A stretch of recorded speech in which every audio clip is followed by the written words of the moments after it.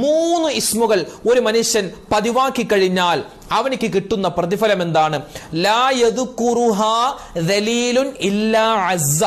ഒരു സ്ഥാനമില്ലാത്തവൻ, ഒരു പവറുമില്ലാത്തവൻ, ഒരു കഴിവുമില്ലാത്തവൻ ഈ മൂന്ന് ഇസ്മുകൾ പറയുകയാണെങ്കിൽ അവനിക്ക് അല്ലാഹു തആല ഇസ്സത്ത്, അഭിമാനം അല്ലാഹു കൊടുക്കുമെന്നാണ്. പിന്നെയോ വലാ ഹക്കീറുൻ ഇല്ലർതഫഅ.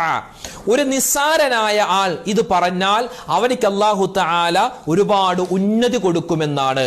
എന്നിട്ട് ഒരുപാട് ശ്രേഷ്ഠത ഈ മൂന്ന് അള്ളാഹുവിന്റെ ഇസ്മുകൾക്കും പറയുന്നുണ്ട്.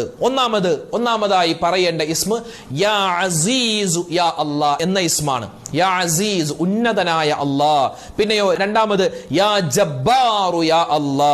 മൂന്നാമത്തേത് യാ മുതകബ്ബിറു യാ അല്ലാ. ഒന്ന് പറഞ്ഞേ, യാ അസീസു യാ അല്ലാ, യാ ജബ്ബാറു യാ അല്ലാ, യാ മുതകബ്ബിറു യാ അല്ലാ.